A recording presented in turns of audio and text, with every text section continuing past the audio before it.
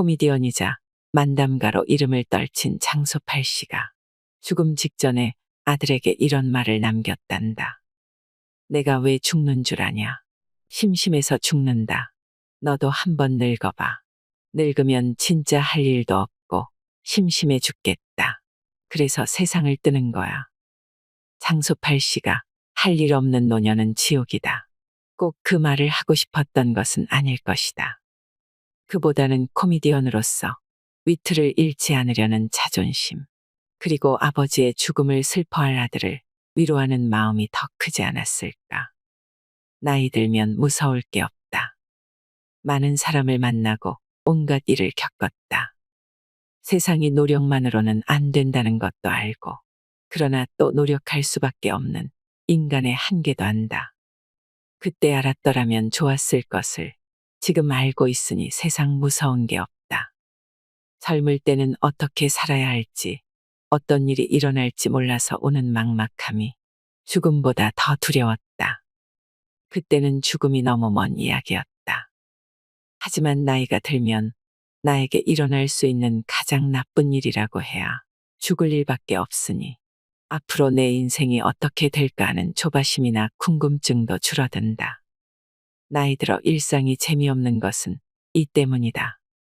그래서 나이가 들수록 가장 필요한 덕목은 유머와 웃음, 관용이다. 이것이야말로 다 알고 있는 자의 여유다. 그러므로 인생이 재미없고 따분하게만 느껴진다면 유머를 잃어버린 것은 아닌지 한번 돌아볼 일이다. 멋지게 나이 들고 싶은 사람들을 위한 인생의 기술이 있습니다. 오늘은 50년을 정신과 의사로 살아온 이근우 박사님의 인생 조언을 준비했습니다. 죽을 때까지 재미있게 사는 지혜를 찾는 시간이 되시길 바랍니다. 나이 90이 되어도 죽음은 두렵다. 농부들이 봄, 여름을 보내고 가을이 오는 것을 바라보는 것 이상 죽음을 슬퍼할 이유는 없다. 자연에 의해 이루어진 모든 것은 좋은 것이다. 죽는 것만큼 자연의 순리에 따르는 일이 또 무엇이 있겠는가. 노후 관련 시장에서 호구가 되지 마라. 제2의 인생, 제3의 인생이라는 말이 자주 등장한다. 제2의 인생이 50세쯤 은퇴해 다른 직업이나 새로운 일로 인생을 꾸리는 것이라면, 제3의 인생은 이런저런 눈치 보지 않고 남은 인생을 하고 싶은 대로 즐기면서 살자는 데 있다. 좋은 충고이자 격려다. 그런데 잘 살펴보라. 소비를 부추기는 상업주의가 깔려 있을지도 모른다. 노후 관련 시장이란 말이 괜히 나오지 않았다. 다양한 여행 상품에 각종 건강식품, 의료기기, 운동기구, 그리고 손해보험과 상조보험까지 노인의 호주머니를 호시탐탐 노린다. 이런 것들을 갖추지 못하고 체험하지 못하면 불안해진다. 남들도 다 하는 데라는 생각이 더해지면 인생이 정말 잘못되어 가는 것 같다. 우리는 평생 경쟁하면서 콤플렉스를 느끼며 살아왔다. 경쟁 유도는 자본주의의 속성이다. 그래서 인생을 마무리할 시기에도 다른 사람 눈치를 보며 비교하고 채우려 든다. 늙어도 경쟁, 죽는데도 경쟁이다. 제3의 인생, 좋은 말이다. 그러나 맞아, 얼마 남지 않은 인생인데 나도 저렇게 살아야지 하면서 뛰어들기 전에 잘 살펴보라. 혹 안 해도 될 일을 체면이나 다른 사람 말만 믿고 따라가는 것은 아닌지 따져보라. 그렇게 살아야 꼭 좋은 인생, 성공한 삶이 되는 것은 아니기 때문이다. 남에게 뒤처지지 않는데 소중한 시간을 다 써버리지 마라. 뭐든 지나치면 원치 않은 일이 벌어지듯 좋은 욕심도 지나치면 모자람만 못하다. 애처럼 굴지 마라. 나이든 환자들 중 의사 앞에서 그리 심각한 증상도 아닌데 자신이 얼마나 아프고 힘든지 아냐며 죽을 것 같은 표정으로 아픔을 토로하는 유형이 있다. 그러나 솔직히 말해 나도 노인이지만 나이든 이들의 앓는 소리는 듣기가 싫다. 늙으면 죽어야지 하는 말을 들을 때 그가 설령 진심이라고 해도 듣는 이가 그 말에 공감하기는 쉽지 않다. 그들은 자신의 욕망과 욕구를 겉으로 드러내 풀고자 한다. 어른스럽게 해결할 수 있는 방법을 외면한 채 오로지 나 좀 봐달라고 하소연하고 불평하고 화를 내는 등 감정을 쏟아내는 것이다. 그들을 향해 우리는 애처럼 군다고 말한다. 어른이 된다는 것은 삶에서 부딪히는 문제들의 해결 방식을 더 많이 다양하게 섭렵해 간다는 뜻이다. 그 많은 방법을 제쳐두고 불평과 불만, 무시, 외면 등 유아기적 방법을 쓰고 있지 않은지 살펴보라. 나이가 들면서 약해진 몸과 마음 때문에 자기도 모르게 이 방법을 쓰게 되니 더욱 조심해야 한다. 오늘도 하루 종일 앓는 소리를 한 것은 아닌지 돌아보라. 그리고 더 시간이 흘러 본격적인 노년기에 접어들었을 때 일상의 고통을 어떻게 표현할지 미리 생각해 보라. 힘든 것을 남이 알아주길 절대 바라지 마라. 이것이 바로 나이 든 자의 자존심이다.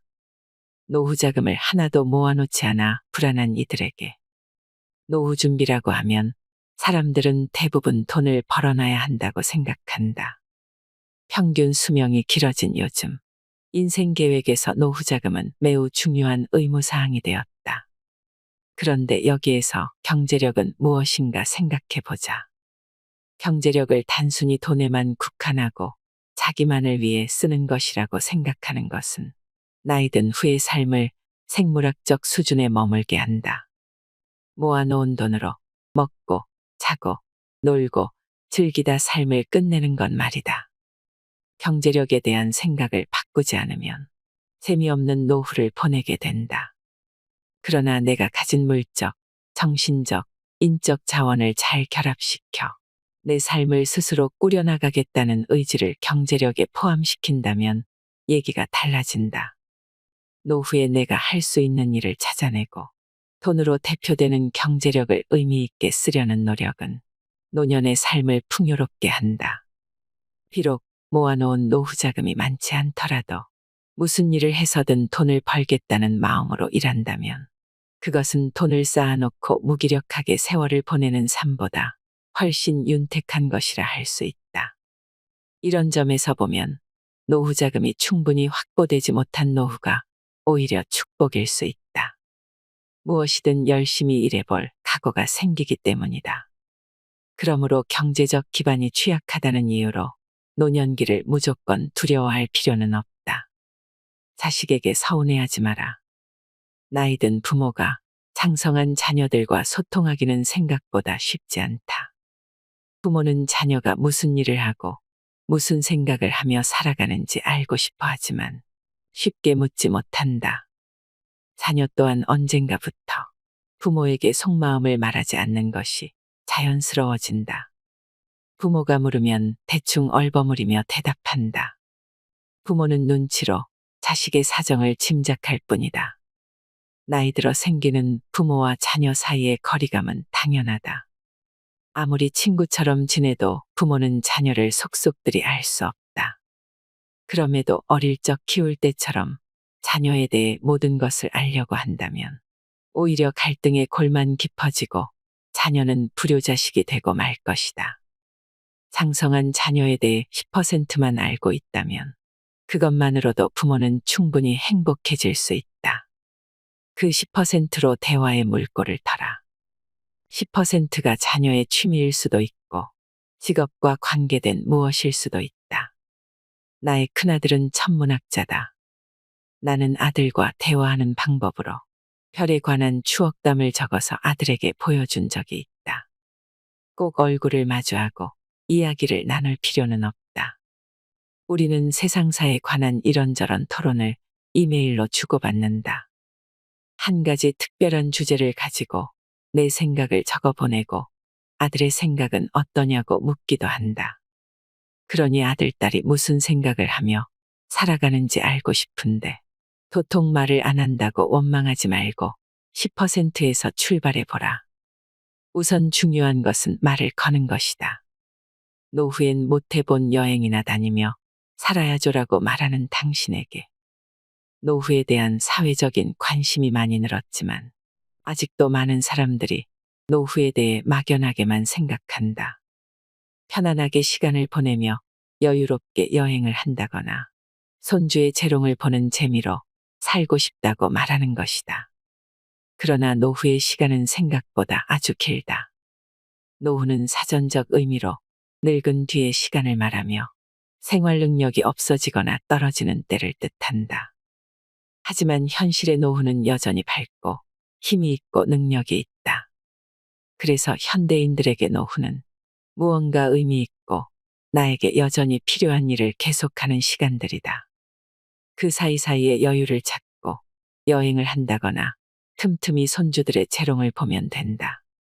생각해보면 나는 정년 이후에 더 많은 일을 의욕적으로 해왔다.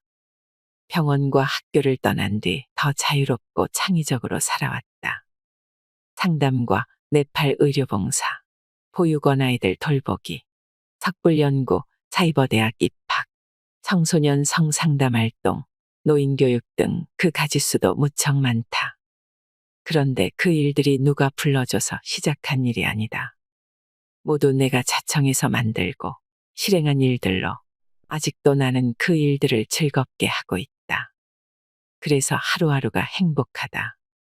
그러므로 긴 노년의 시간을 잘 보내고 싶다면 막연한 바람이나 환상을 떨쳐버리고 시간을 편안히 보내겠다는 생각 대신 시간을 마음껏 쓰겠다고 생각하라. 평생 자유롭게 살아본 적이 없다고 한탄하는 이들에게 우리는 모두 자유롭게 살고 싶다고 생각한다. 그런데 자유란 무엇인가? 단순하게는 원하는 것을 원하는 때 마음대로 하는 것이다. 하지만 쉽지 않다.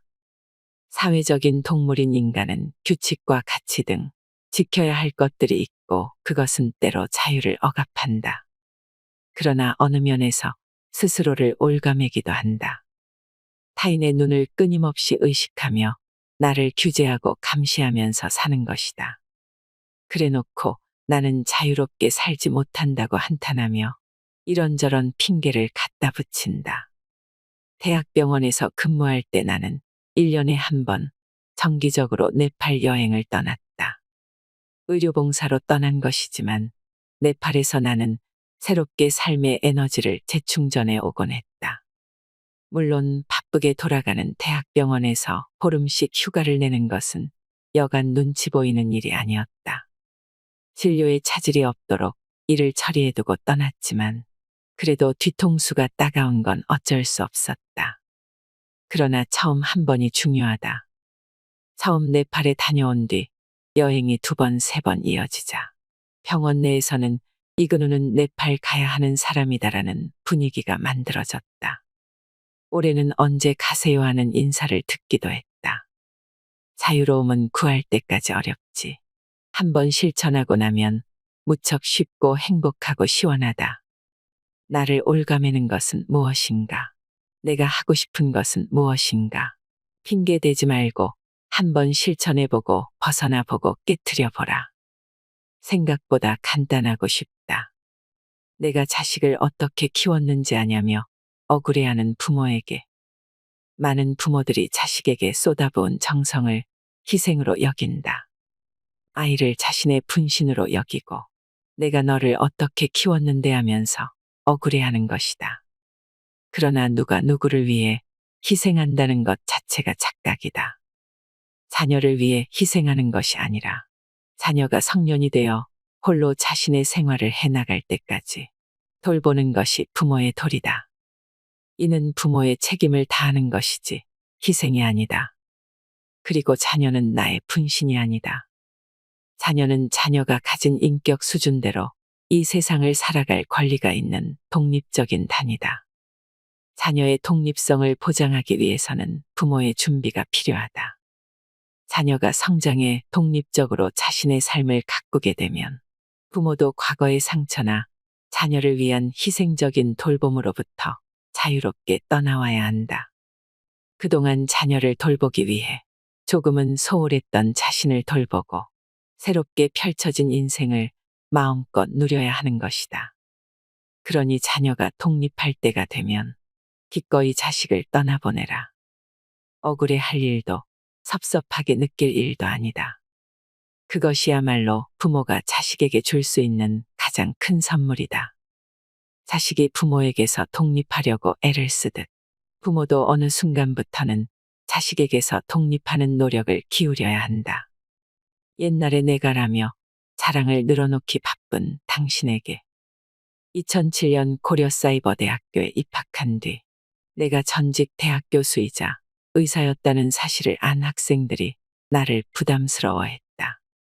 먼저 나에 대한 호칭이 교수님과 박사님으로 바뀌었다. 그래서 대놓고 말했다. 나를 하구님이나 선배님 혹은 후배님으로 불러달라고. 그렇지 않으면 불러도 모른 척하겠다고. 그 뒤로는 사람들이 온라인이나 오프라인 모임에서 나를 하구님이라고 불렀다. 교수님과 박사님에서 하구님으로 강등되었을 때 나는 얼마나 기분이 좋았는지 모른다. 똑같이 배우는 입장에서 내가 박사네하고 목에 힘주고 앉아 있다면 참 우스울 것이다. 학교에서 나의 역할은 박사가 아니라 학생이니까 말이다. 나이 들수록 옛날에 내가 하면서 목에 힘이 들어가게 마련이다. 친구끼리 앉아서 옛날 회고담을 나눌 때 나도 그랬지, 너도 그랬지 하면서 이야기를 나누는 정도는 괜찮다. 그러나 세대가 다른 사람이 모인 자리에서 내가 옛날에 하면서 자랑 아닌 자랑을 늘어놓으면 보이지 않는 눈총 그리고 험담밖에 들을 게 없다. 나이 들면 젊은 세대에게 대접받으려 하기보다는 차라리 아부하는 게 좋다. 비굴하라는 말이 아니라 젊은이들의 관심사에 동참해보고 공감하려고 애쓰라는 것이다. 특히 자녀를 위한 가벼운 재롱은 꼭 필요하다. 자식에게 명령하고 당연한 듯 요구하지 말고 무슨 일이든 부탁하듯 말해야 한다. 생각해보라.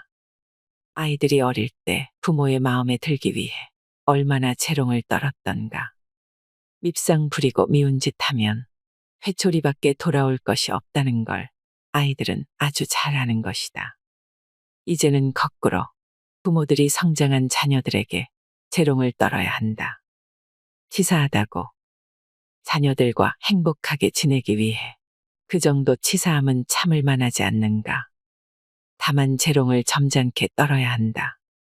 재롱이 아닌 것처럼 재롱을 부리라는 것이다. 권위나 위엄은 버리고 서운함을 직설적으로 표현하지 않는 것. 자주 웃고 나의 자잘한 고통과 힘듦을 내색하지 않는 것. 그리고 언제나 명령이 아닌 부탁으로 대화를 풀어가는 것이다. 거기에 젊어서 하지 않던 귀여운 짓을 가끔 하면 더 좋다. 아들아, 아버지 용돈 10,000원만 주련. 배우자가 먼저 죽을까봐 걱정되는 당신에게. 여성은 보통 남편 없이 혼자 10여 년을 더 산다. 남편에게 경제력이나 생활력을 기대고 있는 여성들은 남편 없이 혼자 살아가는 생활이 어려울 것이다. 돈만 있으면 된다고 생각하는 이들도 있겠지만 인간은 적당한 스트레스가 있어야 한다. 극단적으로 심심한 불행과 불편한 행복 중 선택은 각자의 몫이겠지만 분명한 것은 나이가 들면 혼자보다 부부가 함께할 때 정서적 안정감이 높다. 서로를 향한 잔소리와 원망이 자극과 활력이 되기도 한다. 전문가들이 말하길 부부는 남편 먼저 안 보내기 작전과 아내 두고 죽기 없기 계획을 세워야 한다고 했다. 건강에 힘쓰고 생계 대비도 하며 함께 오래 살 계획을 세우라는 것이다. 백년해로라는 말이 골동품처럼 취급되는 요즘이지만 나는 평생 연분은 인간만이 만들어가는 것이며 한 사람에 대한 평생의 사랑과 봉사는 여전히 아름다운 가치라고 생각한다. 그때 나는 왜 그랬을까라며 자꾸만 후회하는 당신에게 그때 다른 선택을 했더라면 어떻게 되었을까? 그 일이 왜 나에게 일어났을까? 좀 더 참아볼 것을. 누구에게나 나쁜 과거, 아쉬운 기억, 후회가 있다.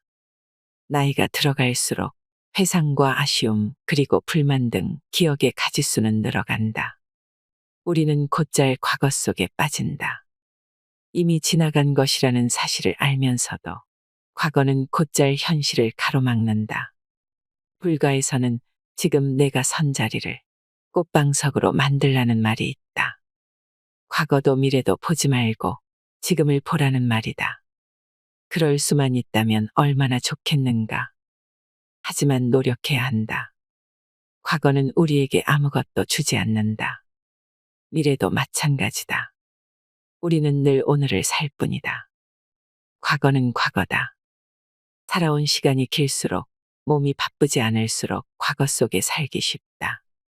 제일 좋은 것은 과거를 잊어버리는 것이지만 완전히 잊기란 불가능하다. 그렇다면 갖고 놀아라. 과거는 심심할 때 잠깐 불러내가지고 노는 것쯤으로 생각하면 어떠한가. 긍정이란 말의 의미를 잘못 알고 있는 사람들에게 내 젊은 시절 사진을 보면 좀 강한 인상이다. 큰 키에 눈썹은 짙고 입술은 굳게 다물었다. 그런데 시간이 흐를수록 점점 부드러워지더니 이젠 흰 수염만 붙이면 영락없는 산타클로스다.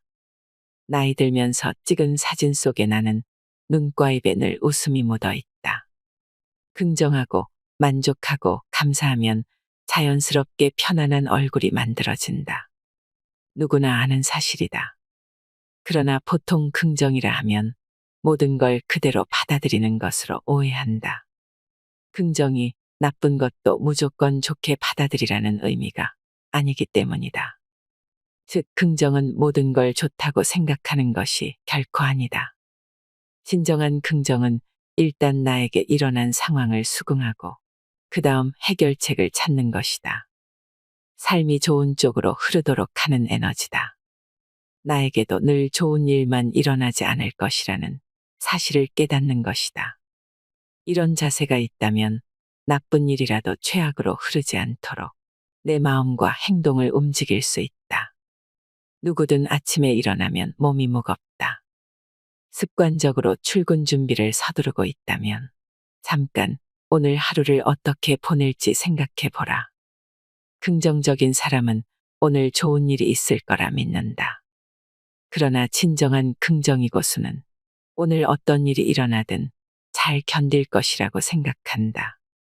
그 생각이 하루를 결정할 것이다. 그 하루가 모여 평생이 된다. 거절당하면 화부터 나는 당신에게.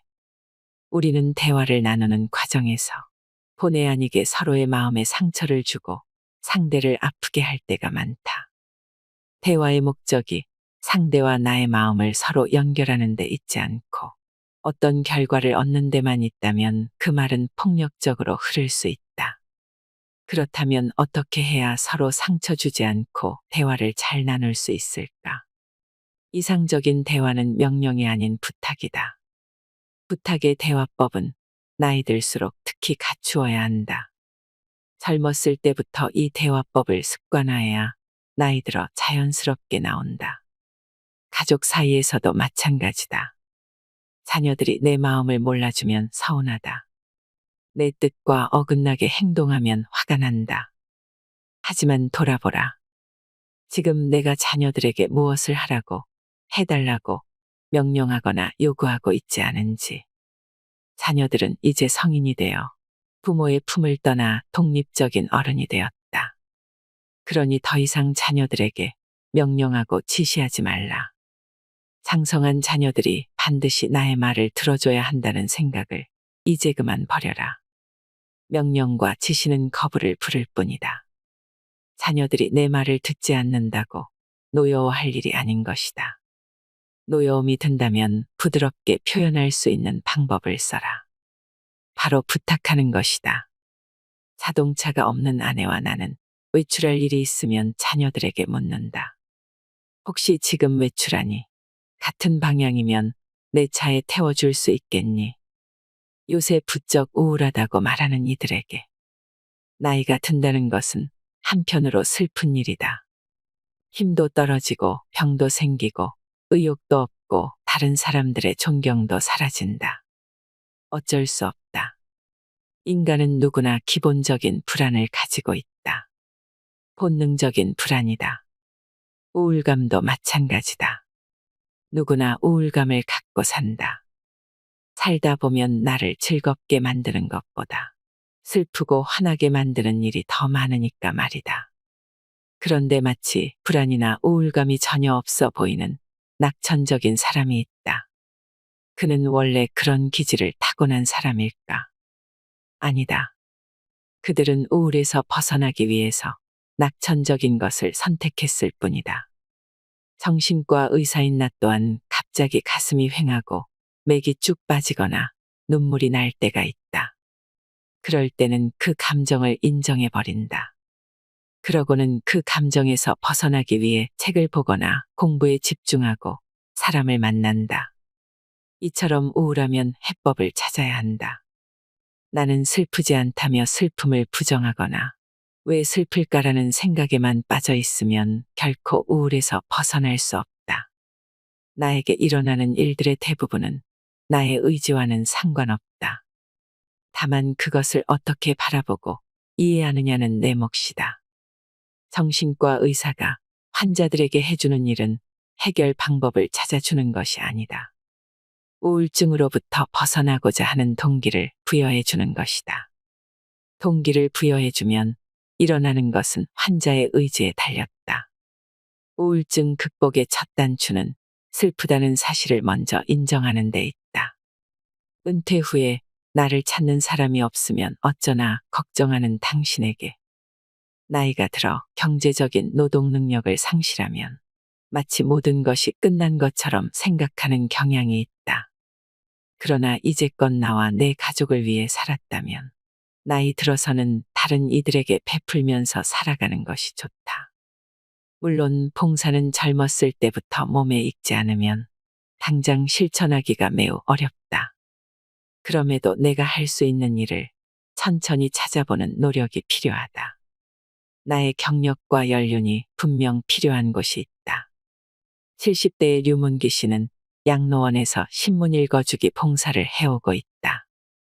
눈과 귀가 어두운 노인들, 세상사에 관심을 끄는 노인들을 위해 그는 평생 목사로서 갈고 닦은 이야기 실력을 유감없이 발휘하고 있다. 버려진 현수막을 모아서 가방을 만들어 나눠주는 어느 할머니도 있다. 날마다 혼잡한 출퇴근 시간에 도로교통 수신호를 해주는 전직 택시기사 어르신도 있다. 나이가 들어 다른 사람들을 위해 베푸는 것은 아무리 하찮은 일이라도 의미가 있다. 의미 있는 노년을 꿈꾼다면 받아야 할 것들을 챙기기 전에 무엇을 해줄 수 있을까를 고민해야 한다. 직장에서 물러난 뒤 아무도 나를 찾지 않을까봐 너무 걱정하지 말자. 나이 들어도 할 수 있는 가치 있는 일들이 많다. 부디 할 일 없이 시간을 버리지 마라. 아프다는 하소연, 신세한탄, 심심풀이 잡기로 낭비하기엔 시간이 너무 아깝다. 여태 살아준 내가 바보다라며 배우자를 원망하는 사람들에게 나이가 들면 바쁘게 살아온 지난날과 달리 신체적으로 약해지고 생활 세계가 축소되어 가며 활동력이 감소된다. 이 시기에 젊은 부부처럼 살아서는 곤란한 일을 겪게 된다. 생각해보면 노년기에 접어든 아내나 남편만큼 내 삶을 공감할 수 있는 존재는 없다. 부부는 오랫동안 한 집에서 아이를 낳아 키우며 비슷한 경험을 하며 살아왔다. 자녀가 모두 성장하고 나면 부부는 앞으로 남은 시간을 함께 늙어가는 동지이자 늙음이라는 현상을 즐기는 친구다. 상대가 자존심 상하지 않도록 조심하고 서로 격려하며 인정해 주어야 한다. 옛날에 왜 그랬느냐?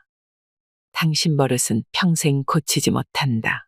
여태 살아준 내가 바보다 등 노년의 부부는 과거를 곱씹으며 마치 이날을 기다렸다는 듯 서로에게 상처 주기 쉽다. 그런 원망 속에 부부의 남은 삶은 과거보다 더 불행해진다. 그때 내 마음은 이랬노라. 이렇게 해주길 바랐었다는 말로 상대의 공감을 이끌고 어루만져 주어야 한다. 나이가 들면 성 역할이 달라져야 한다.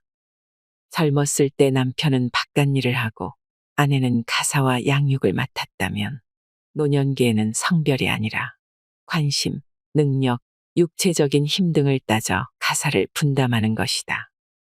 방송에서 황혼의 남편이 외출한 아내를 기다리며 빨래를 걷고 화분에 물을 주고 살을 씻어 앉히면서 말했다. 별일 아니라고 생각했는데 시간이 많이 걸리네요. 아내의 노동, 아내의 수고, 아내의 시간을 이해하게 된 남편이다. 매일 똑같은 문제로 다투는 가족 때문에 지친 당신에게 결혼 초나 지금이나 우리 부부는 똑같은 문제를 갖고 다툽니다. 달라진 게 없어요. 그 성질 어디 가나요? 그래서 한평생 내가 이렇게 고생을 하는 게 아닙니까? 어릴 때부터 도대체 부모 말은 들으려고 하지 않았다니까요.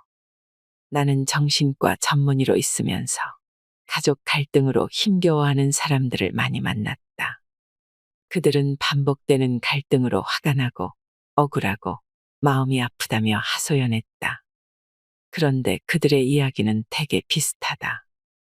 배우자나 자녀 그리고 부모가 전혀 변하지 않았다는 것. 하지만 그 말은 곧 그 자신도 전혀 변하지 않았다는 반증이다. 왜 우리는 유행이나 기술의 변화는 쫓아가려고 애쓰면서도 가족 관계를 시대의 변화에 맞게 바꿔보려는 노력은 하지 않는 걸까? 나로서는 아버지와 맞담배를 피우는 것은 감히 상상도 못할 일이지만 소설가 박범신은 아들과 담배를 함께 피우며 이야기를 나눈다고 한다.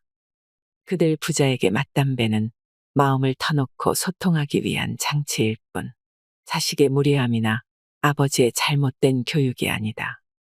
우리는 가족 사이에 갈등이 일어나면 감정적으로 부딪히며 서로가 변하기를 기대할 뿐 좀처럼 문제를 해결하려 들지 않는다. 문제가 발생하면 없던 것으로 하거나 참거나 아니면 피하려고 하지 정작 문제의 핵심을 직면하면서 개선하거나 풀어가려는 모습은 부족하다. 그래서 가족 갈등은 언제나 똑같은 문제를 놓고 똑같은 감정 싸움이 반복된다. 게다가 나이 들면 힘이 빠지고 지치니 더욱 비켜가려 할 뿐 해결 의지는 적어진다. 가족 갈등은 감정이 아니라 이성으로 풀어야 한다. 매일 똑같은 문제로 다투지 않으려면 이성적으로 부딪혀라. 그래야 문제를 조금이나마 풀어갈 수 있을 것이다. 말실수를 하고 후회한 적이 많은 사람들에게 우리는 속마음이야 어떻든 입 밖으로 나오는 말을 더 믿는 경향이 있다. 말을 조심하고 아껴야 하는 이유다. 평생 진료실에서 수많은 인생을 지켜본 나는 삶을 더 풍요롭고 행복하게 살아갈 수 있는 도구로서의 말을 강조해왔다. 과장을 좀 보태자면 말만 조심히 해도 인생의 절반은 성공한 셈이다.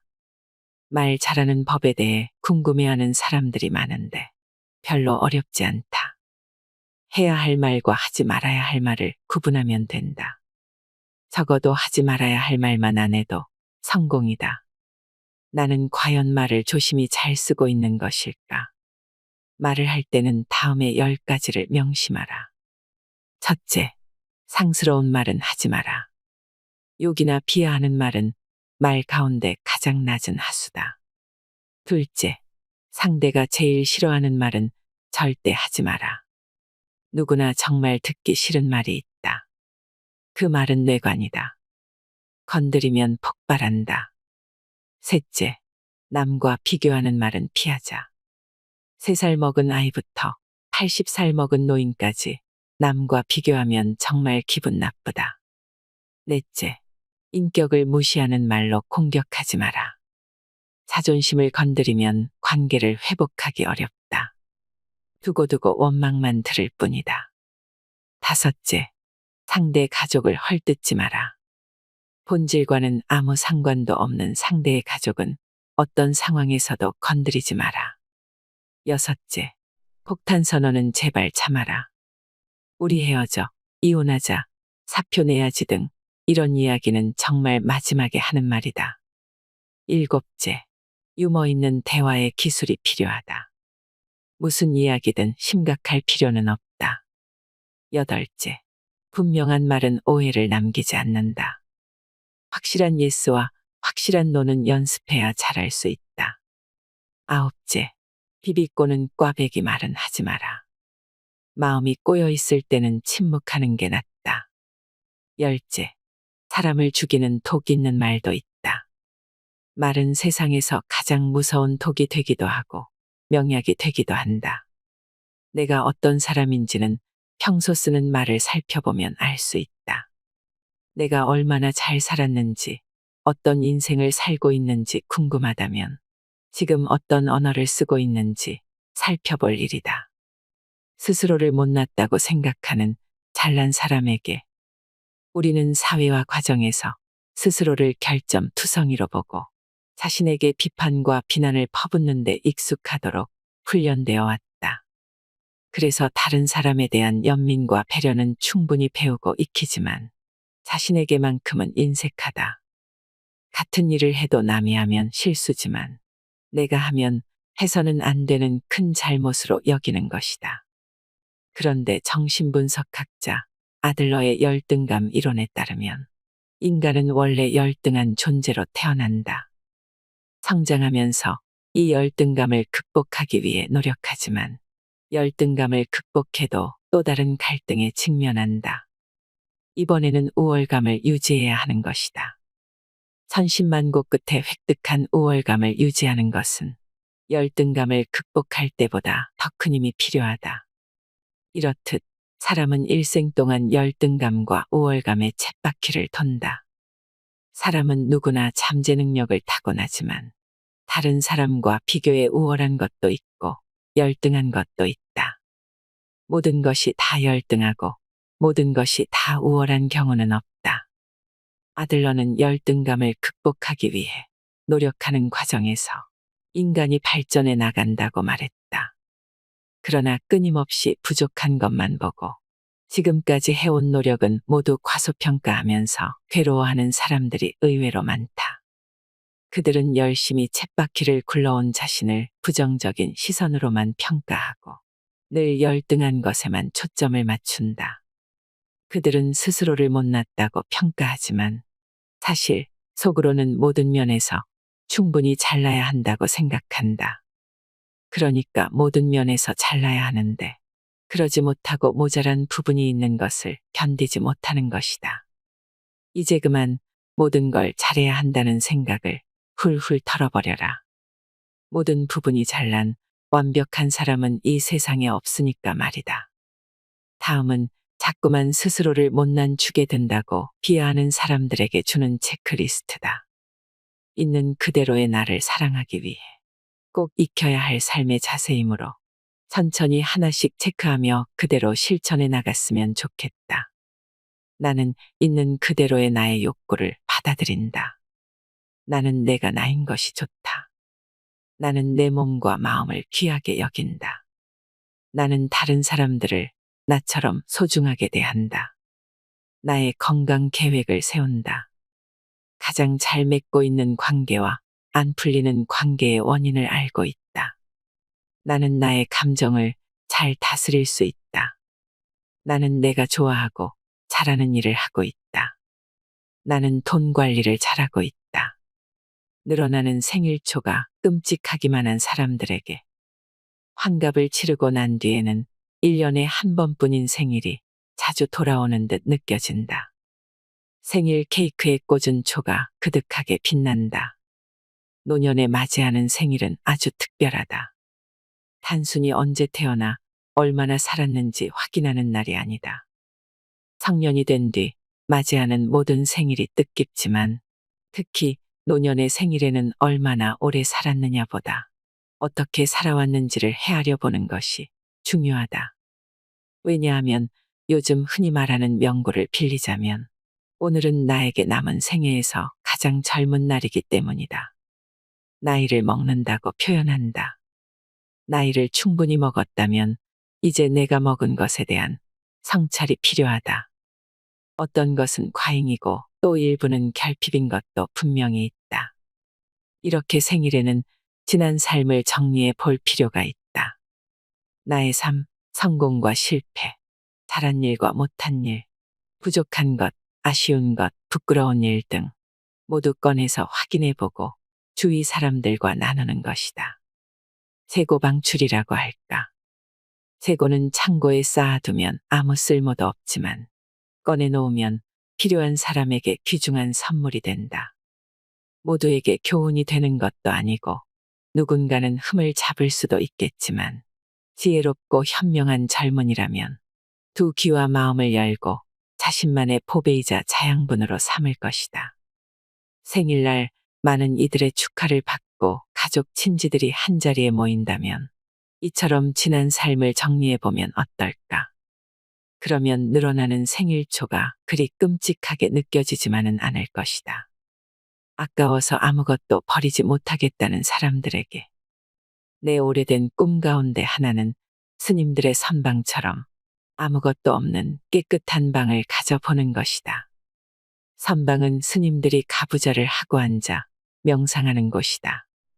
그곳에는 아무것도 없다. 오직 나를 붙들고 앉아 있을 뿐이다. 간혹 스님들의 방에 초대되어 차를 마실 일이 있으면 나는 언제나 그 텅 빈 방, 그리고 그곳을 꽉 채운 고요와 정갈함에 깊은 감동을 느꼈다. 나이가 들어서는 좀 더 자주 방을 정리한다. 하루 종일 책상을 치우고 널브러진 책을 책장에 꽂는다. 매번 이것저것 불필요한 것을 버리지만 아까운 마음이 드는 건 어쩔 수 없다. 그때마다 버릴 것은 미련이구나 하고 깨닫는다. 얼마 전에는 오랫동안 정기구독해온 잡지들을 끊기도 했다. 눈이 안 좋아 더 이상 마음 편하게 볼 수 없기 때문이다. 시간이 나면 보리라 사둔 지가 몇 개월. 이번엔 단단히 마음을 먹고 전화를 걸어 구독을 끊겠다고 하니 월간 미술세계는 구독한 지 무려 30년 가까이 되었다고 한다. 문득 아쉬운 마음도 없지 않았다. 그러나 미안하다고 하며 끊었다. 그렇게 한 번 정리를 하고 나면 마음이 한결 후련하다. 그러나 몇 주 안 가 방은 다시 잡동사니로 가득하다. 필요한 자료를 찾다 보면 어느새 방바닥에도 책과 종이로 탑이 세워져 있다. 아, 완전하게 끝까지 깨끗할 수는 없는 것인가. 어쩔 수 없이 또 천천히 버릴 것과 남길 것을 가리기 시작한다. 그래서 모든 게 아까워 도저히 버릴 수가 없다는 사람들에게 나는 말한다. 더 자주 버리고 더 자주 청소하세요. 그러면 됩니다.